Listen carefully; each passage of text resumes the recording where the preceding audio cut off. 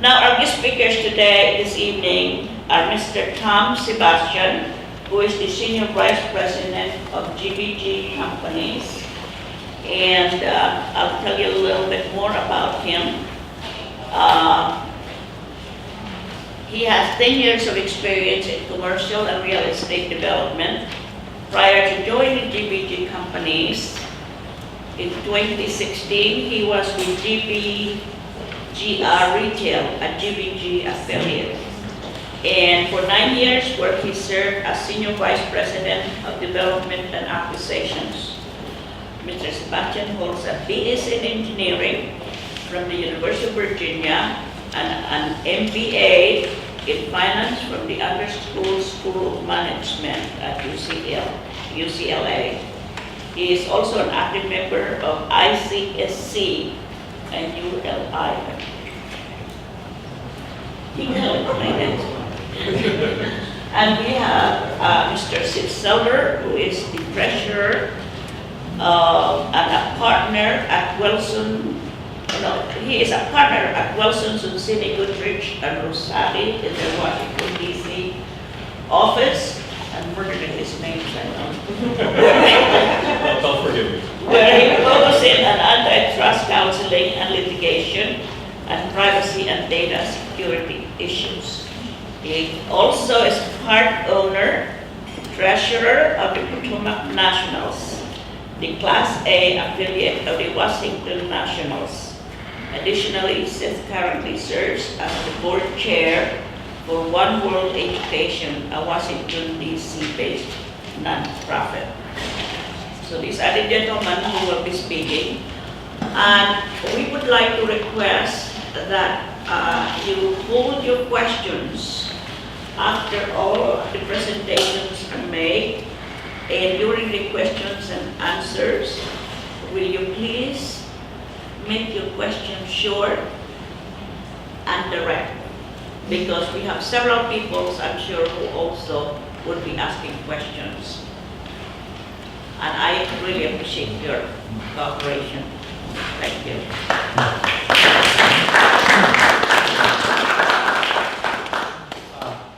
Thank you, Myrna. And thank you all for inviting us to present with the group. Beautiful venue. So again, like Myrna said, I'm Tom Sebastian. I work at the GBG Companies. Our company's not a household name, but in our industry we're pretty well known. We're actually the largest commercial developer, real estate developer in the DC area. So we've been in business since 1960. And we're 300 people located in one office, a block outside of DC. And so 4 out of 5 last years we've been ranked #1 in terms of size in commercial development. And our firm builds we built more office buildings, more apartment buildings, more hotels than any other firm in the DC area. We only focus in the DC metropolitan area. So over the last 60 years, we've invested tens of billions of dollars building. We've built a lot of the trophy office buildings in DC. We're currently under construction with the building, Central Place, which will be the tallest building in Virginia, Maryland, DC. And two towers, and I have a picture here I can show you later. But anyway, so we have built lots of notable projects in the city, in Fairfax County, Arlington County. And we recently, about 2 years ago, so 18 months ago, we made our first big investment in Prince William County. And to my knowledge, it's the biggest real estate transaction in the county's history. So we paid about $190 million for Stonebridge at the Potomac Town Center. Beautiful property. We don't take any credit for building it. We just bought it. But we bought it with the intention of investing a lot of time and energy and money to take it to the next level. The guys who built it did a wonderful job. Wegmans does extremely well. We all love Wegmans. And it has an excellent lineup of tenants. Apple Store. It's the only development in Virginia that has a Wegmans and Apple Store in an RDO. And there are a lot of other great retailers along the street. How many people have been to the Potomac Town Center? Okay, pretty much around.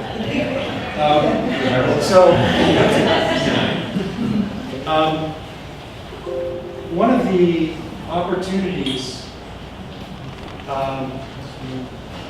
that we did a lot of research in before we bought the property is the vacant Toby Keith space, kind of close to REI. It's been vacant for several years. And that probably scared away a lot of buyers, but we looked at it as an opportunity. Because one of the things that we feel like the property could use, and frankly, that Eastern Prince William deserves, is to have a great public space that is animated with a program of activities. And so we have done this with a lot of the lifestyle centers, retail centers that we built, because we do build a lot of town centers like this. We're going to demolish the Toby Keith building. It's only 5 years old, but we're going to tear it down.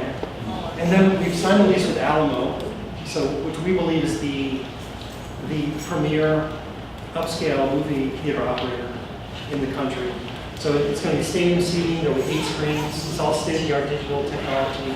They serve good food to your seat. You can get a craft brew brought to your seat. And actually the ticket prices are $1 cheaper than AMC. So this construction, the demolition actually will start late June, early July.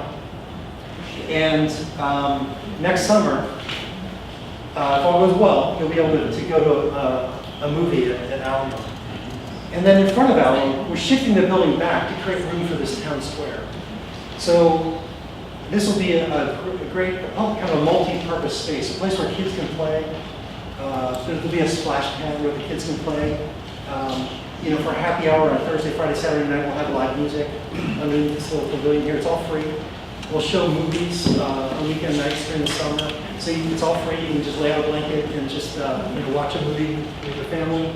So the idea, and there will be 5 restaurants, full-service restaurants that face the town square that have patio seating. So that will add to the ambiance. So this will be a place where you can come anytime throughout the year, and you'll enjoy it. You can enjoy a nice meal. We also enjoy the experience, right, of enjoying a great public place. So there's always something going on. And during the wintertime, there'll be an ice rink. So the idea is, for 12 months out of the year, we want to have this public space that's animated. When you have, a special event in the family, or you just want to go out and have a nice meal, nice evening with your family, this will be the place. We want you to think of this place first. So anyway, when we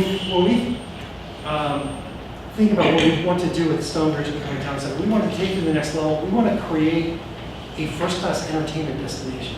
So this is kind of the first step in the process. The most important element of this plan is to build a new state-of-the-art minor league baseball stadium. So the property today, so this is what's out there today. These residential buildings are built. These are entitled, and we're planning to build these. So the site plan approved. We plan to build those, so they'll be open next summer as well. These 3 little buildings. There's one more residential building that we'll be building. But in terms of the entertainment component, by building a minor league baseball stadium here that has 7 home games a year, great family entertainment, so people will come from all over the region and hopefully shop at our Wegmans, hopefully eat in one of our restaurants, and then come and enjoy a game under the stars at Potomac Town Center at the new stadium. And I'll come back. Seth and I are going to kind of tag team here. I'll invite Seth to come up and replace me. He can tell you a little bit more about, well, let me just say that when we bought the property 18 months ago, we started to have conversations with the county elected officials, the county staff, and also the Potomac Nationals, because we understand that 5 or 6 years ago, there was some discussion about doing this very thing, about building a new stadium. And so we don't take the credit for it. Wasn't our great idea, but it's something that we really bought into. We think it's going to be a win-win-win, right? It's a win for the baseball team because they get a brand new stadium, and frankly, they're going to pay 100% of the cost of the stadium. But they get a new stadium. The county is actually going to own the stadium. So it'll be paid for by the team through their rent payments. But the county is going to get, and Virginia's Department of Transportation has indicated that they're willing to pay for a garage here. to support. During the daytime, commuters can park here, get on the bus, and take the HOT lanes up to Springfield or wherever the buses go. Or there'll also be a slug operation where people can park and then get into another commuter's car, and they can share a ride in the HOT lanes.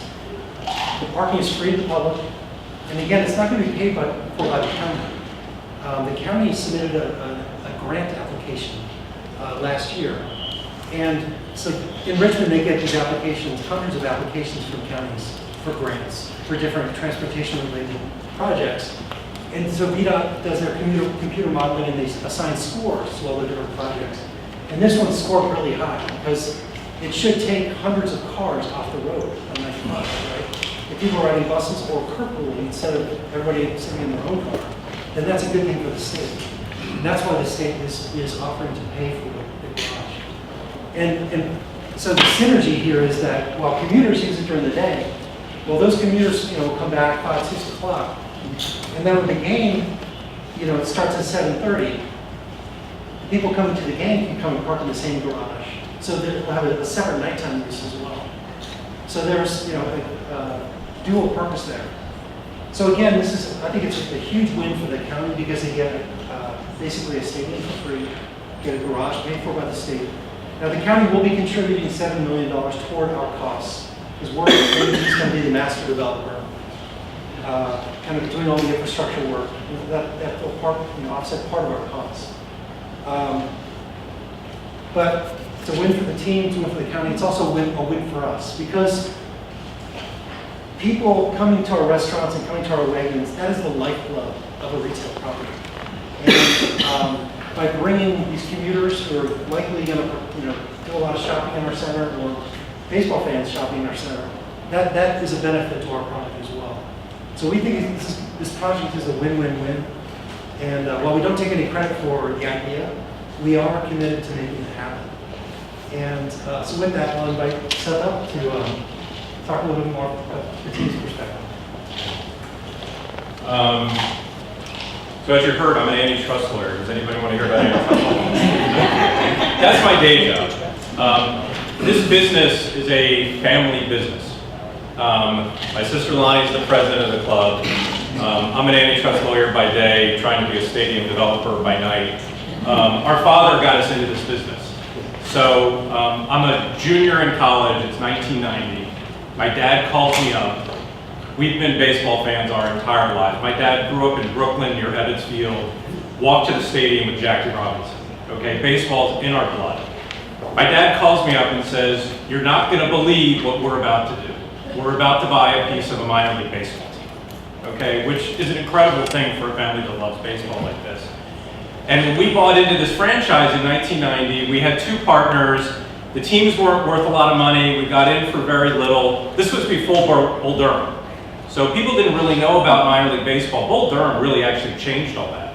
And soon after that, minor league baseball imposed standards on facilities. So you have new modern facilities like I'm about to show you. Totally changed the business. But we got into this for a love of baseball. I mean, that's simply why we got in it. It's why we're in it today. And it's why we desperately do not want to leave this county and we want to make this new stadium happen. Okay? So what I want to do tonight is I want to walk you through a little bit about who we are, how long we've been operating in here, our connections with the community. I then want to explain why we have to have a new ballpark to stay here. And then I want to show off the new ballpark and get you guys excited about it. One of the things we hope to do tonight is convince you why this is good for the county. And I don't want you just to think it's good for the county, but I want you to support us. Because this happening is far from a foregone conclusion. The county board is going to be making some important decisions coming up in the next couple months. And if you think this is right for the county, we really need you to come out and help us. So we'll talk to you about how you can do that. Again, we've been in this business for 3 years. The team's been here since 1984 when the team built what's now called Fitzner Stadium. How many of you have been out to games at Fitzner Stadium? Okay. People come, they have a wonderful time. It's affordable family entertainment. If you love baseball, you're up close. But this stadium was kind of outdated when it was built. It's made out of metal. It doesn't have sufficient concession space. From a minor league perspective, it doesn't have the facilities to support the development of the minor league players, and that's why minor league baseball exists. So today, our players can learn to play the game, refine their skills, and eventually play for the Washington Nationals. Our facility doesn't meet any of the standards of minor league baseball, and again, that's why we're going to need a new stadium. But we've been operating in this community for a very long time. One of the main things that we do that we hear from people is when kids need a job when they're high schoolers, 6,000 kids have had their first jobs with us. I worked for the team for 1 year, which was before I went to law school, which was 1994. I sat in a small office and sold tickets by day. I operated a concession stand by night, and I oversaw these teenagers. I taught them how to count money, how to do inventory, all of these things. It's the first jobs these kids have, and it's a tremendous benefit to the county that we pride ourselves in. We've raised tons of money for Little League, schools, every nonprofit you can think of. Most weekends you'll see our players wearing these weird jerseys that we auction off at the end of the night for charity. So we're an incredible resource for that. We have our reading program. 800,000 students have participated in it. We donate tons of tickets to different parts of the community. 2 Saturdays ago, we did Military Appreciation Night, where we gave away more than 1,000 tickets to the military, had an honor guard on the field, and honored the service that people who are in the military today or retired do, and we do that regularly. So there's all these huge benefits to the community that are very much part of what we do, and that we want to continue to do. Why do we need a new stadium? Minor league baseball, again, has specific standards. The lighting has to be of a standard. The field has to be of a standard. The types of seats have to be of a certain standard. And again, some of these are for player development. The clubhouses have to be of a certain standard. You have to have batting cages. All of these things. And we've worked with the county, and the county has been good in helping make modest improvements over the years so we could put off this decision of having to build a new stadium as long as we could. But we're at the point where we can no longer do that. Minor League Baseball has given us an extension through the end of next season, 2018. After that, we need to be in a new facility, or we need to have a stadium under construction. So time is running out on this. We put this off as long as we can. One of the questions we get all the time is, why not just rebuild where you are? We've got this piece of land behind the county offices. We've looked at that, and it would probably cost more than $20 million to build an adequate stadium there, because you really can't rehab the current stadium. You'd have to knock it down, you'd have to build again. A stadium at that location cannot generate the money to pay the cost of that. At the facility that we're hoping to build at Potomac Town Center, because it's right off 95, because it's visible from 95, because it's next to this incredible shopping center and a Wegmans, we believe we're going to have the traffic. We're going to be able to sell naming rights. We're going to be able to have major sponsors come in and spend money with us so that we can generate enough money to pay for the stadium ourselves. So that's why it has to happen at this new location. It can't happen at the current location. And we're confident that we can pay it. The cost for the stadium is going to be $35 million, okay, which is a lot of money. We are paying for it ourselves. We tried to do this privately. We tried to do it through financing with a bank. And the bottom line is, it doesn't happen that way for a facility like this. As many of you probably know, we tried to sell the naming rights several years ago. We went out, we hired an entity that's owned by the Yankees and the Dallas Cowboys. It's a marketing company. They went out and marketed the naming rights. We were trying to get $1 million a year. The problem is, nobody's going to put up that money without a stadium actually being built. We think we can get that kind of money, but it's not going to happen until there's shovels in the ground. So this can generate the money so that we can pay this amount of money to pay off the debt service. And we think this is a great deal for the county. Almost every other stadium that's built in the country, minor league stadiums, there is significant public participation in the project. The county commissioned a study to look at this to make sure that we could pay for it. And what that study shows is generally the ratio is 80% public money, 20% private. What we're doing for the stadium construction is 100% private, 0 public. Now, as Tom mentioned, the county is participating in this, and we greatly appreciate it. They're going to contribute $7 million to the site development, which will cover getting us a flat piece of land to build the stadium on, and getting a flat piece of land for the county to build the garage on. And the county is going to contribute some other money for traffic improvements to make sure that the traffic situation doesn't get any worse, which I know is probably of concern to many people in the room. So the county is participating, but this project, when you look at the overall cost, building the stadium, the site work, the cost of the garage that the state is paying for, is close to $100 million. And the county's contribution is going to be about 12. Okay? So we think it's a tremendous deal for the county and one that provides, great benefits. So that's why we need to be somewhere new. Time is of the essence. Again, we need to have something going now to tell minor league baseball that a new facility is occurring. And unfortunately, we really are running out of time. We've been working on trying to do this for more than a decade. We looked at Cherry Hill Peninsula. We actually were looking in Loudon for some period of time. Our desire is to stay here. When the prior owners of Stonebridge came to us and said, we've got this piece of land, it made huge sense to us because of the revenue that you can generate there could allow us to pay for the stadium ourselves. So, again, that's what we're trying to do. And unfortunately, if this doesn't go forward, this summer, we're in a situation where we're probably going to need to sell the team because there's no opportunity to go forward here. Our family, again, my sister's the president of the club. She operates it. She lives nearby. We have no desire to operate this anywhere else. The enjoyment from the team comes from doing it locally and being able to go to the games. I've got 2 kids, 18 and 15. They grew up at the ballpark. Their birthday parties were at the ballpark. All of their friends come down to the ballpark. This is something that we enjoy because it's close by. We have no desire to operate it somewhere else. So if we can't do it here, unfortunately, I think we're going to need to sell the team and it will go elsewhere. So that's the background on it. That's why we need a new stadium. This is the new stadium. You all are actually the first people to see this brand new rendering. There are renderings that have been out for a couple of years, but we had to redesign the stadium a little bit because with JVG coming in and then doing some changes to the site plan for this parcel, and then to deal with some traffic improvements that we had to do to make sure the traffic situation essentially stays neutral, we had to rejigger it a little bit. So let me do my best to get you guys oriented. 95 is over here. Okay, running north this way, running south that way. Opitz Boulevard is here. Wegmans is up above the TV screen. Okay, so the parking garage that we've talked about is going to be right out there in the top left corner. And this is the way the stadium sits.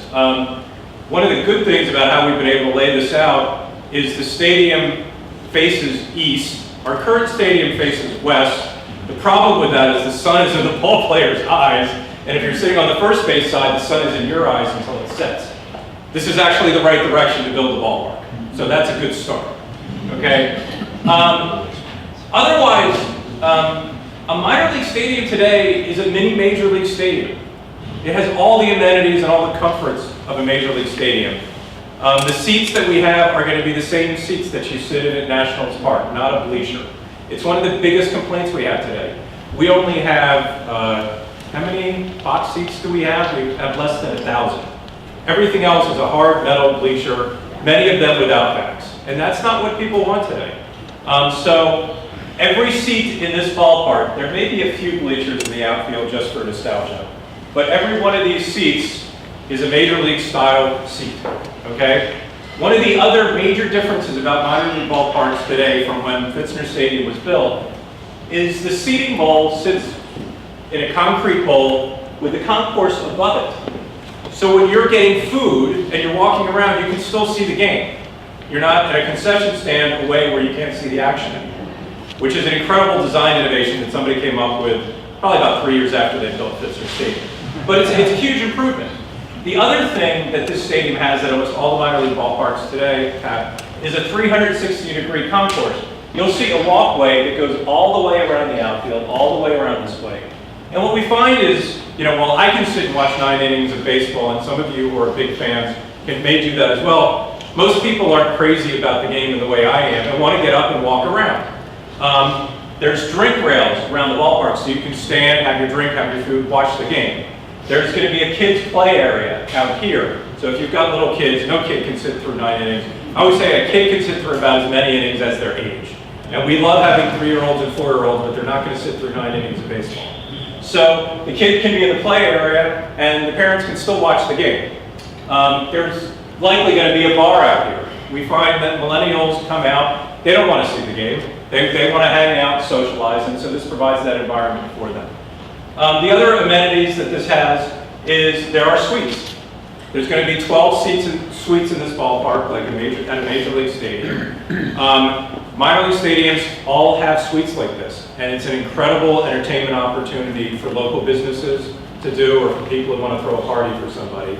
There's also going to be a club level where people who have season tickets or want to purchase tickets to the club level for a certain game can go and have a nice dinner, be in air conditioning on a really hot night. So, all of these features.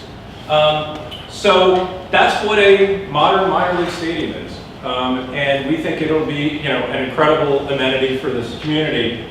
And, this development just makes so much sense because it's connected to the town center.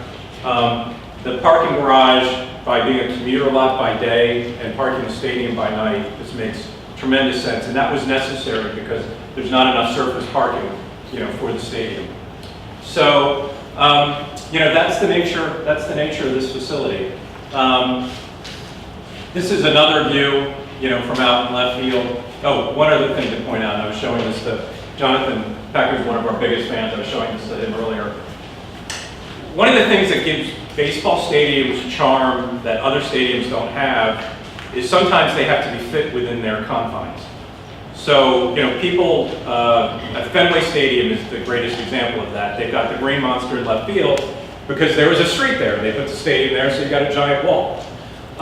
You would think in a suburban area you may not have those issues, but we actually do because we're building a road, or JVG is building a road, to allow the traffic to come out of the parking lot better. This was to deal with the traffic study. So there's going to be a road that runs here along the stadium up to the garage to allow traffic to exit out.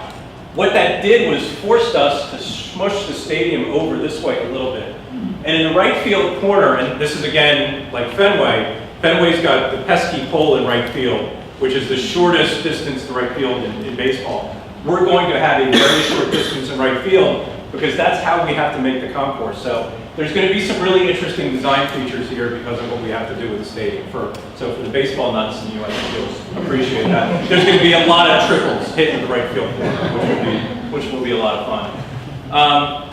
This shows the stadium from a different perspective. It gives you a better sense as to how the seating bowl sits. Again, these are all major league style seats. These are going to be more of the club seats, in this area. The visitor bullpen is over here, the home bullpen is over here in the outfield. And this shows you the configuration of the concessions, the suites, and what's going to be group seating and a party deck above. It's basically a 3-level structure here with concessions on this level, the suites on this level, and then on the top level is going to be basically open air party deck, which will sell to groups, which can accommodate a group of 50 or a group of 200, which we think will be great. It'll be a shaded area, an incredible way to watch a baseball game. So, those are the features, of the ballpark. This goes through, it's going to be capacity of about 6,000, which is not gigantic. The current stadium we have, if you really cram a lot of people in, you can get close to 5,000. This isn't going to be that much bigger. It's just that the amenities are so different. The ability to service the customer is going to be so greatly improved by having so much more concession space and having it spread out rather than in a confined area, as we have it today. And the club space, this is a rendering of what the club may look like, is going to be open year-round, for social events, for weddings and things like that. So it's going to be an opportunity for people to do those kinds of events. As far as the county benefits, the arrangement that we have with the county is that the county is going to have use of the stadium half the year. So they're going to do sporting events. They're going to do social events. There may be 10Ks that start from there. There's going to be all sorts of civic, opportunities. So it's going to be a shared use facility so that the county, greatly benefits from it. So that's the nature of the stadium. That's why we need it. I think I'll let Tom come back up, walk through the details, but again, I'll be happy to answer any questions. I know the nature of the business of minor league baseball is a little mysterious to people, and I had some good discussions with some people beforehand. People have questions about what's the nature of our relationship with the Washington Nationals. Where do we fit in the hierarchy of minor league baseball? And I'm happy to answer any of those questions later or to stay after because it's a business it's a very different business model than a lot of businesses, and I'm happy to explain that. So I wanted to walk through some of the nuts and bolts of the public-private partnership, of the deal, so that people understand. So we have, at this point, we have a signed letter of intent, which is a non-binding, it's basically a term sheet, right, where the important aspects of the deal have been agreed to by the three parties, the county, the team, and JPG.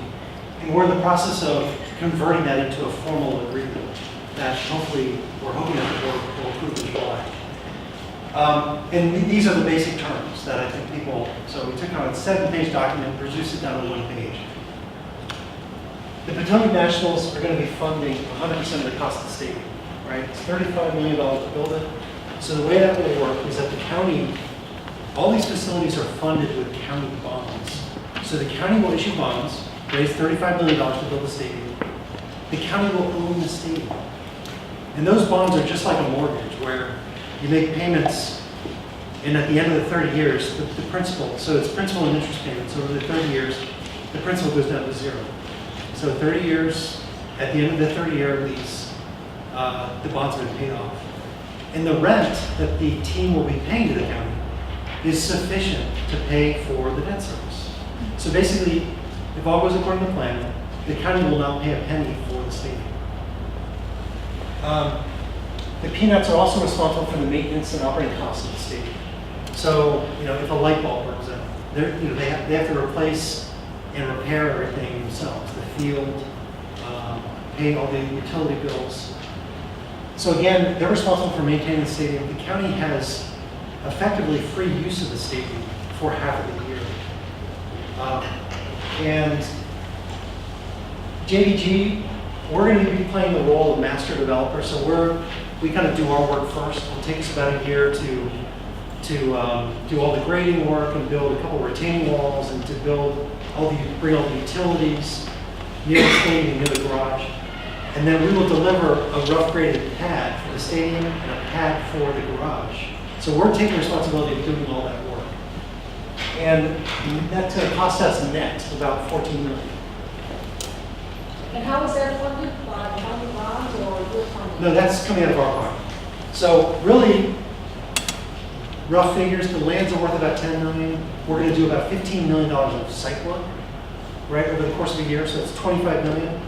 The county is going to pay $7 million, reimburse part of our cost, and part of the stadium budget. There's $4 million in that budget, where if you're just building a stadium, you've got to do your own utility work, your own grading work, your own improvements, your own access for road, for vehicles and stuff. Well, we're doing part of that work up front. So $4 million are coming out of this budget to offset our, again, it costs 25. So 25 minus the 7 minus the 5. That's what we're, at the end of the day, that's what we've invested in the deal, in the project. With the state of Virginia, has indicated that they're going to fund the construction of this garage, the dual-use garage, free use for the public during the day, and then used by baseball fans at night. Prince William County will be contributing the $7 million that I talked about. And then the county's also going to be doing some road improvements that will cost about $5 million. So all in, the county will be investing about $12 million in a project that total value is closer to $100 million. So, so that's kind of the economic breakdown of the project. Seth mentioned earlier that the county, last summer, hired this firm, Brailsford and Dunleavy, to write this report. It's available on the county's website. This is just a two-page excerpt that somebody put on the chair. But that report, they looked at the last 15 years of all the minor league baseball stadiums that are built around the country. 81% of the cost of those stadiums, on average, has been funded by the county revenue. 19% by the team. So what's different about this deal is that the team is covering 100% of the cost to build the stadium. Yes, ma'am. I don't understand. You first saying like, it's like a county take a mortgage for 30 years. So, like 30 years. Yeah, let me explain that If I again. pay a 30 years mortgage, for my own house, I would expect 100% use. Well, Because yeah, that's but my house. so imagine somebody's renting your house, and somebody's paying you rent sufficient to pay your mortgage. Then I have to check that rent is correct. Absolutely. And the county's consultant checked the credit Yeah. of the baseball team. Hey, but the money, Right. And this is the county's consultant that saying that they're going to gross about $9 million in total sales, right? Shall we more questions until we are finished with the presentation, please? Yeah, we're almost done. Yeah, so basically, it's a 70-page report. This is just some of the information, but that report did basically say, look, Prince William County is one of the 10 wealthiest counties in the country. The local economy is plenty strong to support a baseball team, a thriving baseball team in this location. They will generate enough cash flow to cover the rent. We did our own analysis. It's a very similar analysis a year and a half ago before we have committed to do this. Let's see, so I think I've gone through this slide. And this is the last slide that we'll open up for Q&A. So this report published by the county's consultants also identified, or they did an economic study of, okay, what's going to be the impact of the local economy? would you speak louder? Sure. So the county, I mentioned earlier that the county will have access, these are kind of the benefits of the county, beyond the fact that you have a local baseball team. The county will have the access to the stadium for 183 days out of the year. So half of the year, the county has free use of the stadium. The county will own the parking garage, paid for by the state, owned by the county. The stadium will generate 288 full-time jobs. Now there are a lot more jobs generated during the construction period, right? The first year and a half, 2 years. But this is over the 30-year lease period. Because the lease with the baseball team will be 30 years, extendable up to 70. But it's a minimum of 30 years. There will be 288 jobs, full-time jobs, generated. Some of those are people working for the baseball team organization. Most of those jobs are created in the surrounding area. Because if let's say a family drives down from Fairfax County and they shop at our Wegmans, or shop or eat at one of our restaurants, well, that restaurant's going to hire another employee to service that. So the consultant's economic study takes into account all the secondary benefits as well. And overall, it's 288 jobs, paying $224 million of wages over the 30 years. So that's, again, if we don't have a stadium, that number is zero. So this is $224 million in wages that's paid to people that are working here in the county. $175 million of other economic activity, and part of that is restaurants and people shopping at our Wegmans, people shopping, doing other things on that trip when they're coming to the baseball stadium. The project will also generate $4.9 million of new taxes for the county. So if you think if the county's investing 12, well, they're getting back almost $5 million in new taxes generated by the stadium. And the last point here is really why I'm here tonight, and that is that we are interested in creating for the county a first-class entertainment, shopping, and dining destination that will be unique in the Mid-Atlantic region. A facility like this will not exist anyplace else in the Mid-Atlantic region. So this is something that will put, everybody that drives up and down 95 is going to know that the stadium's here, and that's going to be great for our property. It's going to be great for the local economy, and again, we believe that's a win-win. So with that, I'm going to be quiet and any questions. Question. Before we start with questions and answers, I would like to call Supervisor Prince P. of the Woodbridge District to help answer questions, especially those pertaining to the county. Please. And Seth as well. Okay. Seth as well, yes. Good evening, everybody. Good evening. Thank you for coming out tonight. Isn't this a great facility here?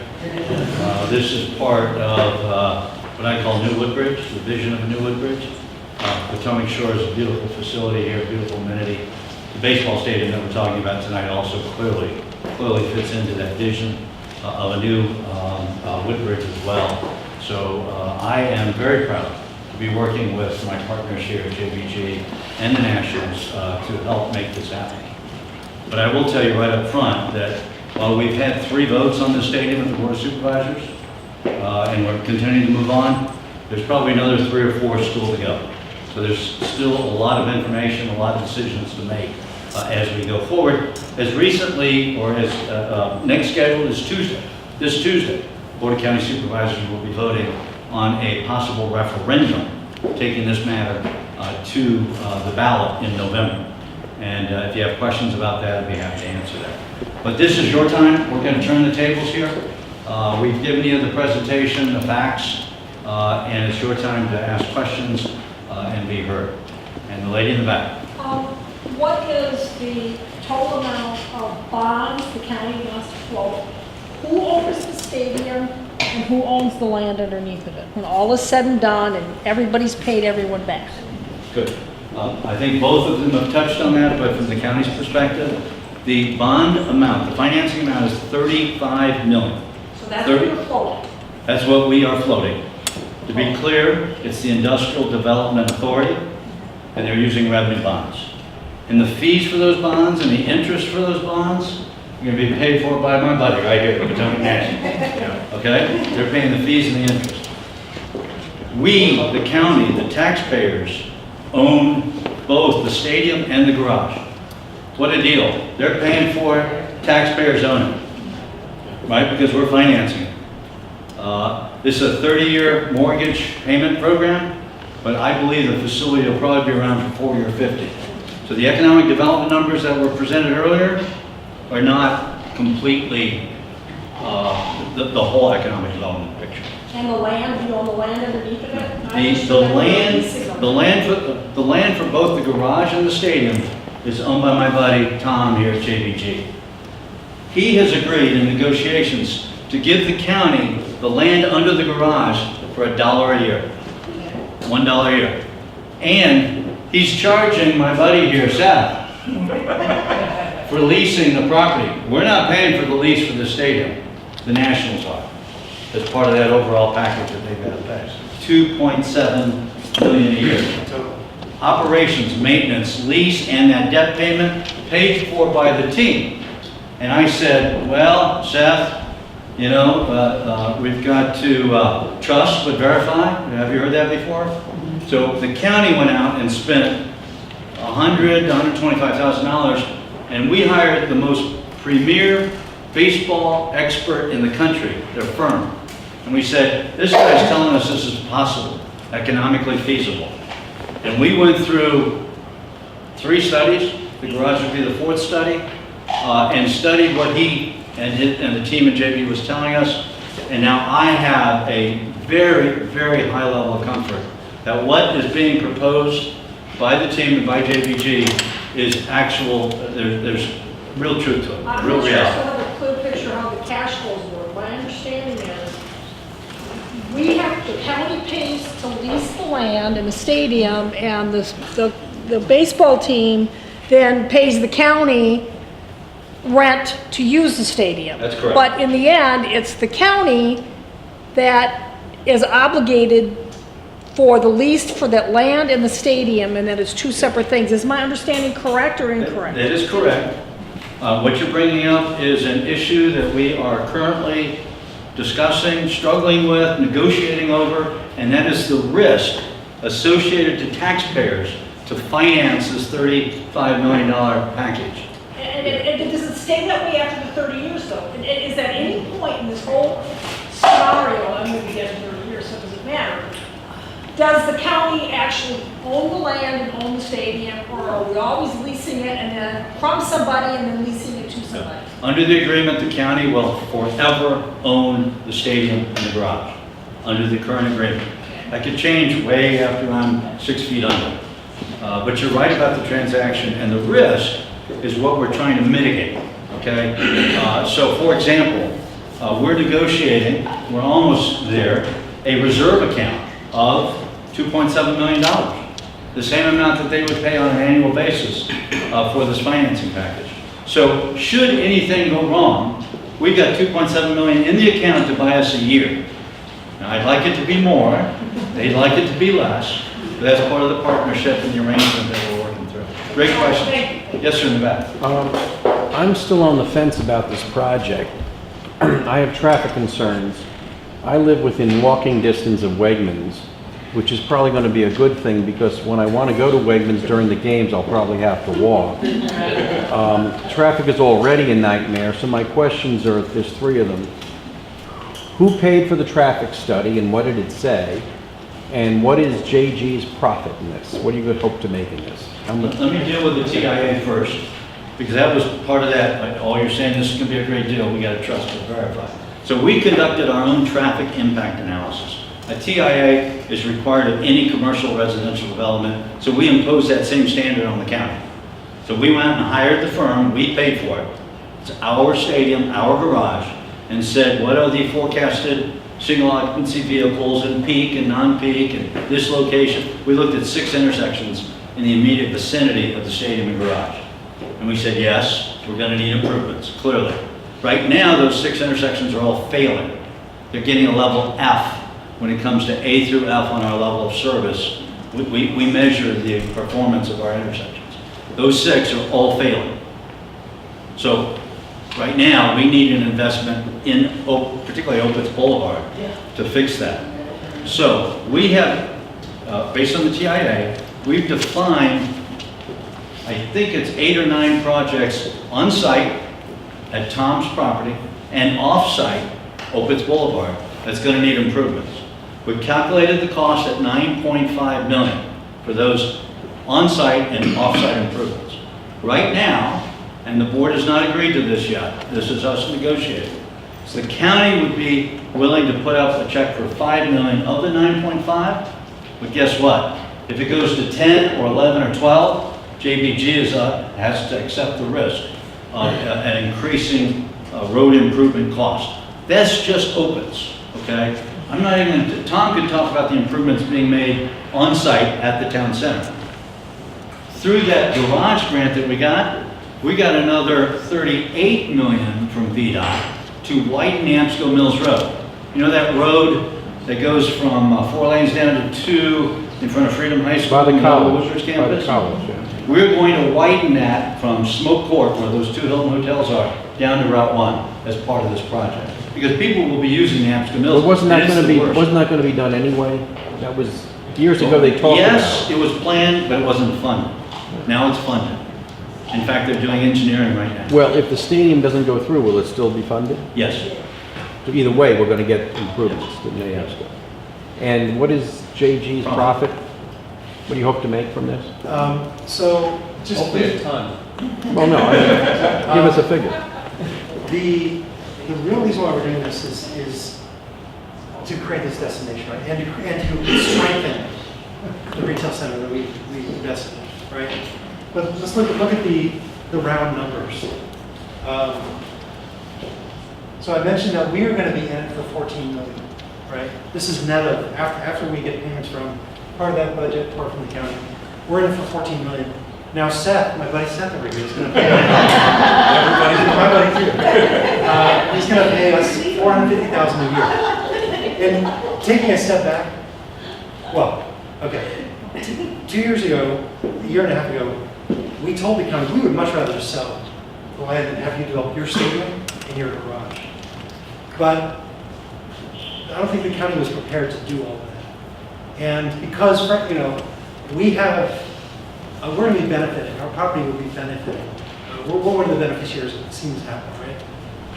So when Seth pays us $450,000 a year in rent for the dirt, because they didn't want to buy it. You understand? This is a common structure in commercial real estate development. They control the land for up to 70 years, and they're paying us rent for the land. So if you take that as our income, $450,000 a year divided by 14 million, that's a 3% return. So no projects get approved in my company that yield less than 8%. We're not doing this because this is a lucrative windfall for us. And this is all public information. This ROI is on the website. These are all, you don't have to take my word for any of this. These are all numbers taken from that term sheet. So, very skinny profit. We would much rather the county pay us for the land, the county invest $15 million to do your own site work, and take us out of the deal. Because it's a county-owned stadium, it's a county-owned garage. They're your commuters, it's your baseball team. But frankly, this is what we do for a living, right? And so this site has a lot of topography. We have an expertise in making complicated projects happen. But it'll bring value to your center. Yeah, we think we can probably do it a little bit cheaper than the county can, but we're not doing it for the 3% return. We are doing it because of the destination that we'll create. And frankly, if you look what happened too in downtown DC with the National Stadium. Well, 5 years before that opened, we built a new Department of Transportation building, 1.5 million square feet, just a block away, right? That's really the catalyst that got things going in Southeast. But before that, there was no investment in that area. Property values were flat for decades. Today, when you go down there are billions and billions of dollars being invested in great jobs, great housing, office buildings. The property values have increased significantly. And that is the kind of impact. Now this is on a smaller scale. We expect this project to have the same impact. Property values, we expect our property value to go up because we're next to this economic engine. But anybody who owns property in the area should feel the same impact. Yeah, but you'd realize that you get to a point of diminishing returns if people can't get to their destination in time. The traffic is killing our property values. It really is, because the county board of supervisors will not give us Metro. I mean, there might be a few votes on it, but we will not. We need 5 votes for Metro. We're probably not going to get it. And without mass transit, we're choking on traffic down here. Yeah, and this is something that we have studied a lot too. We want our customers to be able to get to our property too, right? And Supervisor Pritchett, you mentioned that some of the intersections in this area already have an F. Well, that's not uncommon. There are lots and lots of intersections in Northern Virginia that have Fs. So the traffic study it recommended these seven different projects.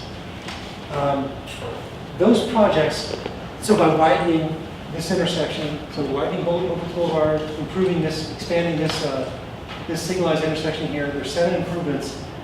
They will make it so that during game time, the traffic is no worse than it is today.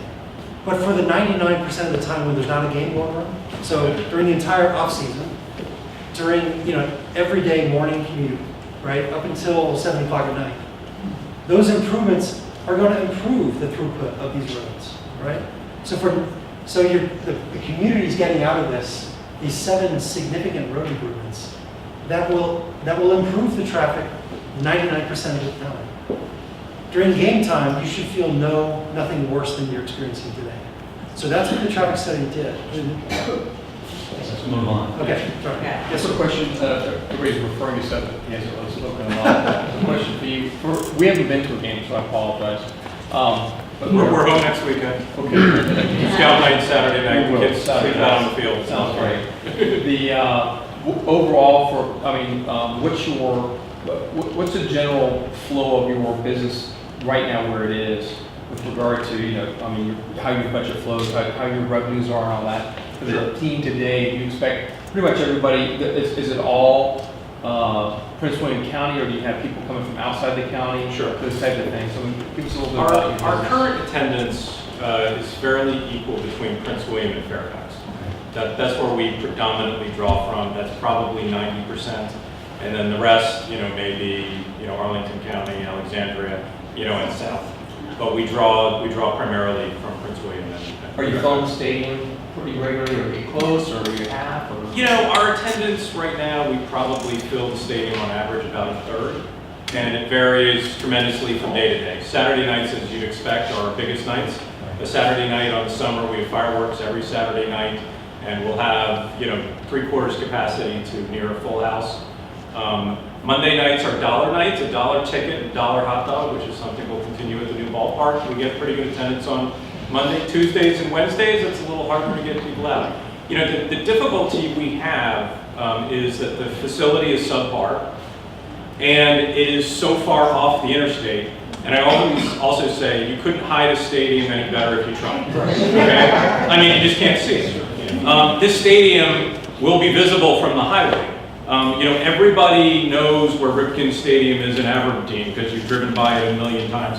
That is marketing you cannot pay for. Right. So at this new stadium, you know, our expectation is our attendance will double, if not triple.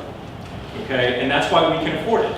Our sponsorship on people spending money on outfield signs, on people being willing to spend more than $500,000 on naming rights, for people buying suites and spending more money in our club level. All of that is going to generate revenue that's probably 3x of what we're doing today, and that's the only reason we can afford this. My question is similar to that. You know, one of the reasons we love the Nationals because we can take our families. It's an enjoyable evening. Do you expect a significant increase in ticket prices for the families in order to generate enough revenue to pay back these bonds? You know, we don't. You know, right now our best seats I think are $17. You know, our club level is going to be more than that if you want to sit in the club. But, you know, the reserve seating and now sitting in a major league style seat almost anywhere in the ballpark is going to be roughly equivalent to that. Concession prices, you know, we base that based on what the market will bear. You know, that's not going to be any different. Again, we intend to keep doing dollar nights, you know, on Monday. Frank has come out for that. I have. And so, no, we don't need to. We have put together a very detailed financial analysis, which the county has used for this study. We also had to present that to minor league baseball so that they're convinced that this makes sense. They don't want somebody going in a new stadium and then having financial difficulties. It's not good for the industry. And, you know, our revenues are based upon, you know, tickets and not based upon any price increase in that. Similar concessions revenue. We're going to make more money on concessions because people can get to food more easily than they can today. It's going to be easier to sell food than it is today. And then increase sponsorship, naming rights, selling of suites, but we do not need to increase ticket prices to make this work. I have one question. So I buy the whole idea of the stadium. It's great economics for the area and everything, right? I also understand the improvements on the roads. That's great. What I want to know is, so the improvements on the roads are going to improve things in the near term, right? Do we have a slide or something that will tell us when these improvements are coming, and how is that tied to the schedule for, you know, putting It's on the road improvements? Yes. So the road, everything you see here has to be built before you can operate a baseball game. Even the So- ones on the other side? Well, no, I'm saying the garage is needed to be able to park the stand. We will do the road improvements at the same time that the stadium is being built. So he's talking about the internal road improvements at Potomac Town Center? He will do that. I can tell you Napster Mills has already started. Okay. And Opitz, I'm sure, will be done before the first game. We won't get a certificate of occupancy. That's the county saying, okay, you can now use this stadium until these road improvements. are done. And understand, he has, what, 60 home games a year? 70 home games a year? So the other 290 days out of the year, he's either away or they're not playing. So the traffic congestion is really about those 70 days. And with regard to the traffic, you know, I mean, you've got concerns as a resident. Tom's got concerns because if there's, you know, a log jam, people aren't going to come to the center. We have a huge concern. If people can't get in and out of our games easily, they're not going to come. And so when the county did this traffic study, and we looked at it, we looked at the road improvements, one of the things that came out of it that excited us tremendously was the addition of this road here that I was telling you make the right field corner short, because that's going to allow people to come here and into the garage and out of the garage, in addition to be able to go out that way. We're updating this drawing, by the way. It doesn't show the road. Yeah. So, I mean, that's critically important to us. If somebody has to sit in a parking garage for an hour after a game, they're not going to come back. So everybody's interest is kind of aligned on this. If there's a traffic problem, you know, nobody's going to do well. 70 home games over how many months? The whole So year? our season, it's 70 games a year. Our season is just like the Major League season. I don't know what that is. It starts in April, the beginning of April, and we end on Labor Day. Our last game is on Labor Day. So we're usually home for a week, roughly home for a week, and then away for a week. So all of our games are essentially April through August. Okay, and will people have to pay for parking as well as tickets? So people are going to have to pay for parking, and the reason for that is we're funding the operation of the garage. We're not keeping any of this money. This is something that the county negotiated with us. They wanted to make sure that their costs in doing all this were as low as possible.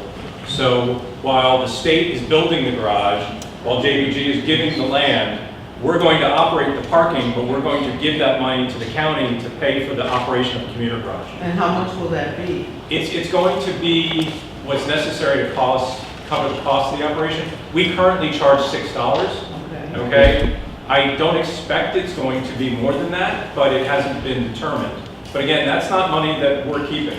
We're actually giving up that revenue. Well, it doesn't matter to me, but it matters to the people who are gonna use the facility. Yeah. I don't like baseball, I don't care about baseball, but my neighbors do. Yeah. So if they can't use it, it won't benefit them. Yeah. You can also take a bus there. Yeah. Especially, we're not keeping the parking revenue. We're going to keep it at as low a price as possible to cover the costs and not make our fans not want to come to a game. Because if it was $15 a game or 25 like the Nationals charge, people aren't going to come.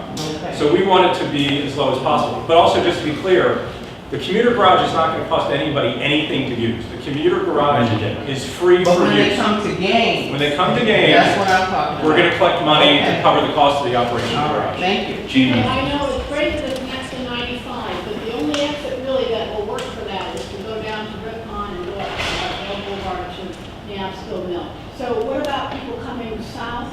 They can't, if they get off at the Prince William Parkway, what do they have to go across on Telegraph? I mean, there's not expanding that on that thing.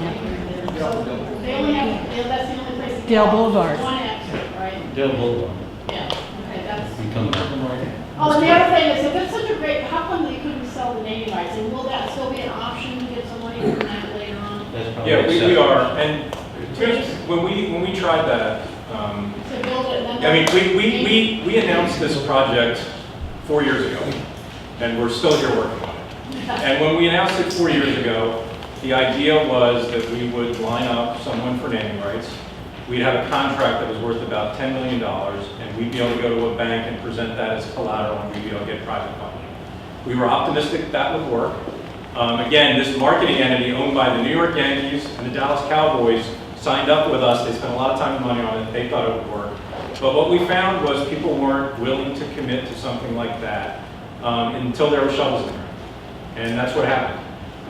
We are incredibly optimistic that once there are shovels in the ground, that people will be willing to pay a significant amount of money. That's one of the criticisms, like, well, you know, yeah. And the study that was done by the baseball experts for the county, they did their own analysis, and I think they put into their budget for naming rights, it's $700,000 or $800,000 a year. So based on their experience in this location, they believe that the market will bear that amount, and trust me, we will go out and do everything we can to get it. Next question, Matt. I had two questions, Frank.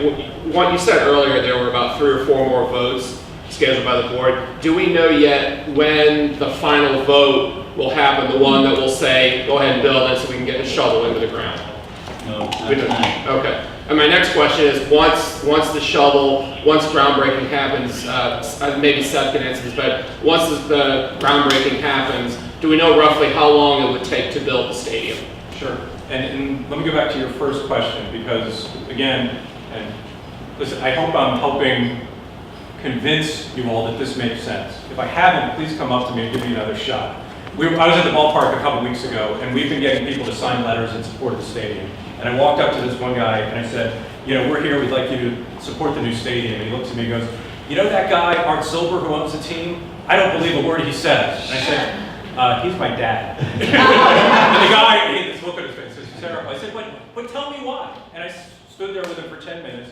At the end, he signed the letter. Okay, so if you're on the fence, give me a shot tonight. Because there are important votes coming up. There's going to be a number of votes over, over more than a year. But there's two important ones that are likely coming up soon. Next Tuesday night, the board is meeting at 7:30, and on the agenda is a referendum being opposed to put this on the ballot in November.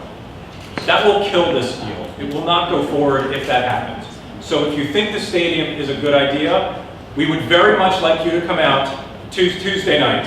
Can you explain why you think that? Because we need to make a decision soon as to whether this is going forward. So you don't want it to be on the referendum? We do not want a referendum. If the board votes, for this to go to referendum, this is likely over. This is likely over because we can't wait until November, because then if they say no, we don't have time to sell the team. And it's just a practicality. Let me just finish, Jonathan's question. So again, important board vote coming up Tuesday at 7:30. If you support us, please come out and speak during citizen time. Mid-July, we're hoping to have all the agreements negotiated with the county that need to be finished so that the county board can make a vote to go forward with this. Now, there's still going to be zoning approvals a year later, but in mid-July, there's going to be another vote that's very important. Okay? Well,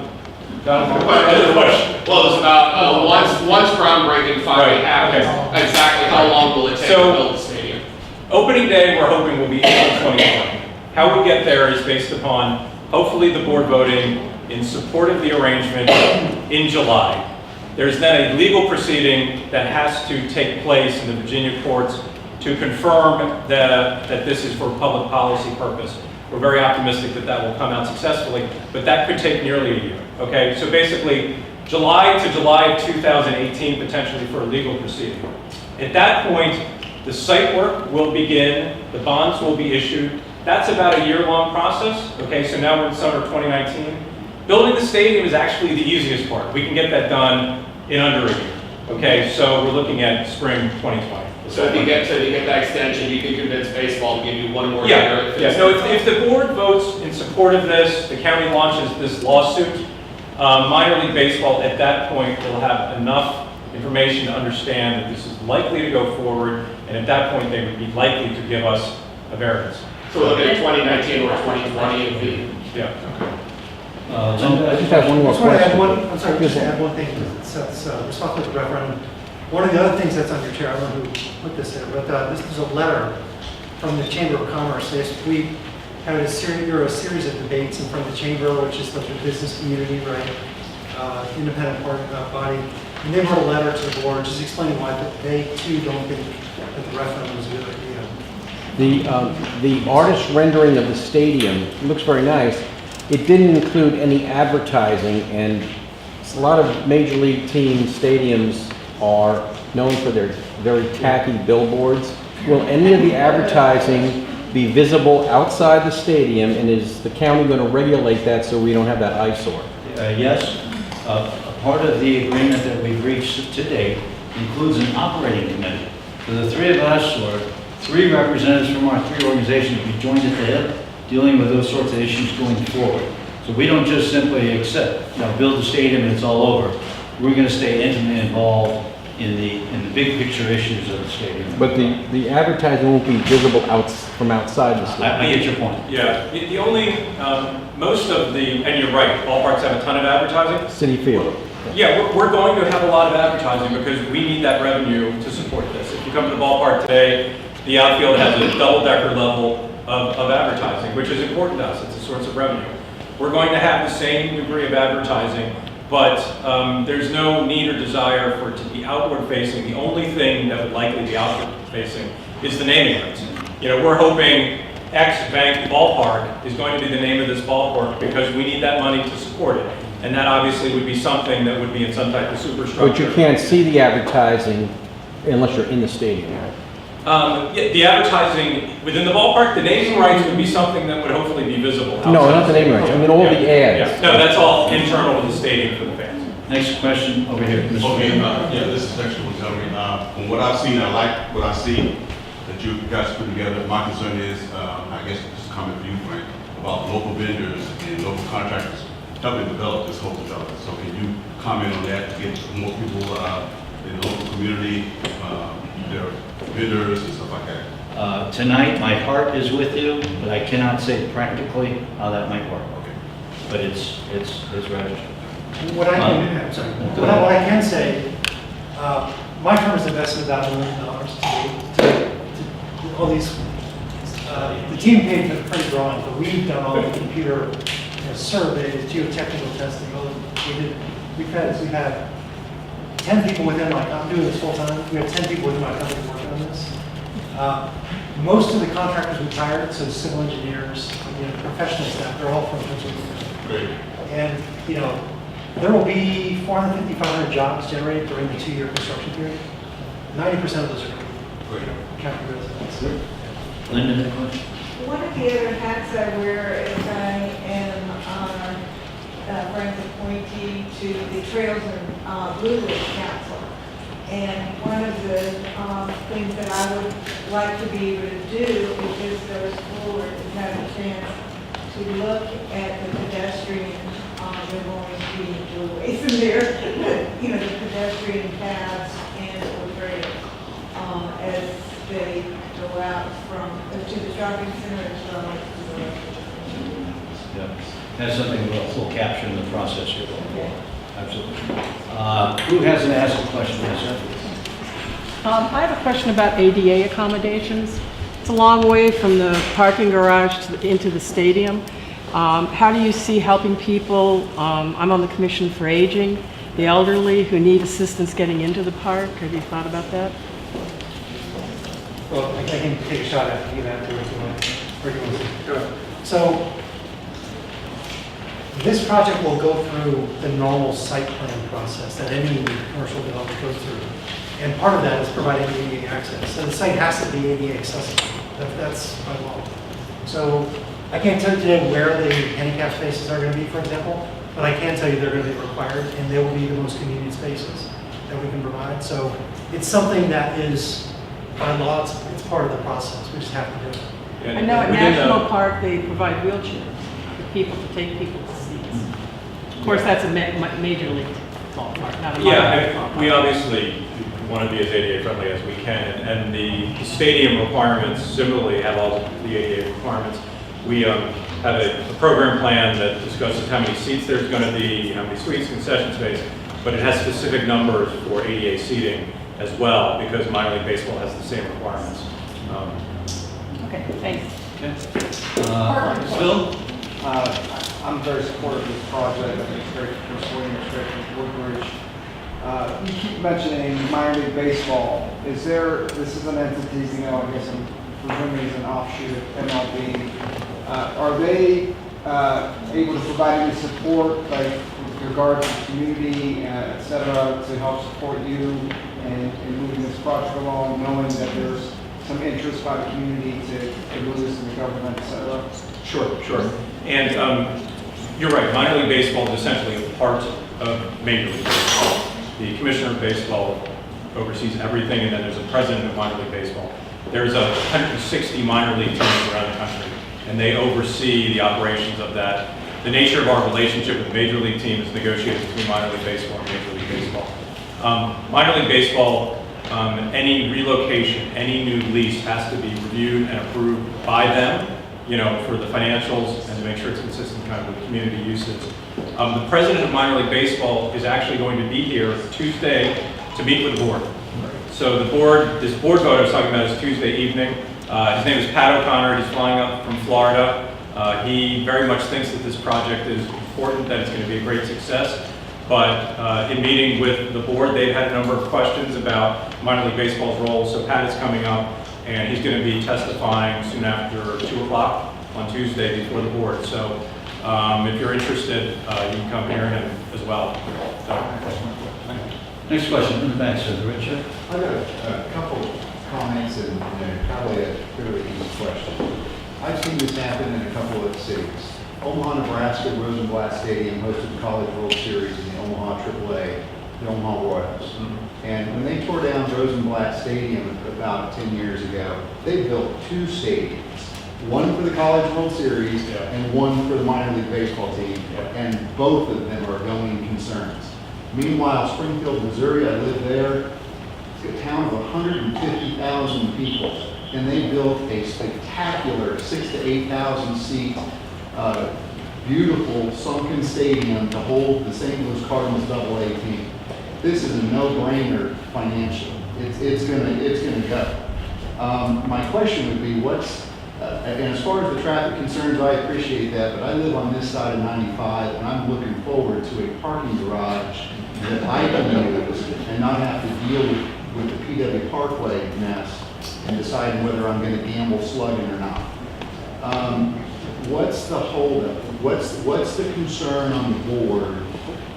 Where is the concern on wanting to kick this to a referendum versus moving forward on something that's been chewed about for 4 or 5 years? Let me take the first shot at that, and then my colleagues here might be able to. We have 3 members of the board that are conservative Republican Tea Party members who feel very strongly that from a political ideology standpoint, it's not the appropriate role for local government to be involved in building a baseball stadium or a garage for that matter. And they feel very strongly that the county should not take the risk of the financing of the $35 million to do this. In your seats is a resolution and a referendum that's going to be voted on Tuesday. And with the 8 members of the board, you've got to have 5 to make anything happen. 4-4 is a tie, nothing happens. So the resolution could be 5-3 not to do the referendum, or it could be 4-4. Or it could be 5-3 in reverse. It's just too close to call, which is why it's so important that if you feel strongly about the stadium, you can send an email, you can make a phone call, but better yet, you can show up and let the board, the entire board, know what you think about what's being proposed and the benefits that you see in it. So the 2 areas I cited are heavily conservative Republican constituencies. I mean, the two areas, Nebraska and Southwest Missouri, and are conservative as they go. And like I'm financially, I'm a conservative myself, and that's why in talking, there's some frustration talking to people. Well, I think just looking at the relatively small investment for the huge economic benefits, and the relatively small portion. The 2 stadiums you mentioned, I'm willing to bet that the local government paid over 90% of the cost of those facilities. That's what happens.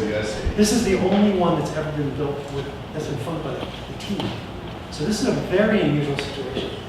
And the county's own consultants, they came to the same conclusion.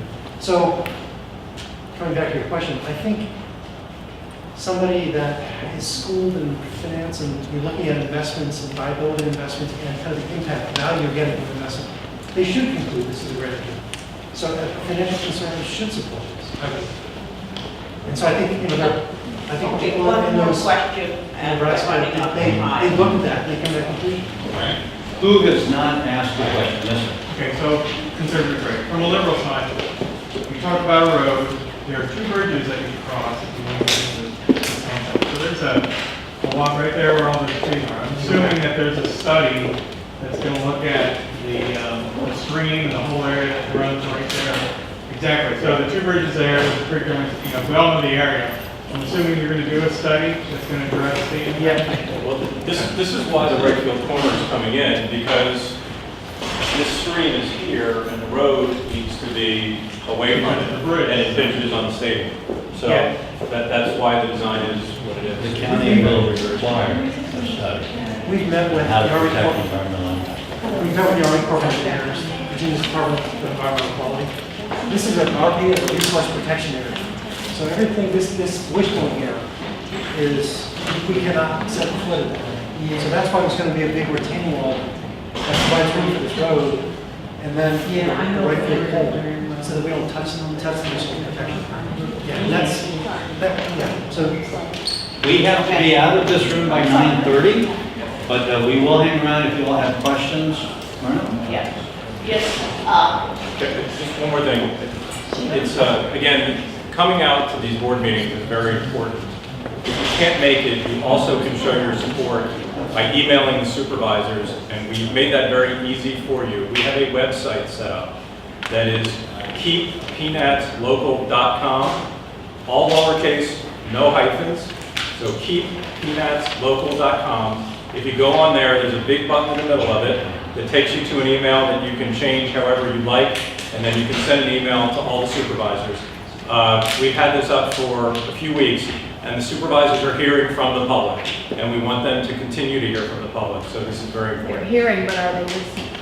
We hope so. Thank you.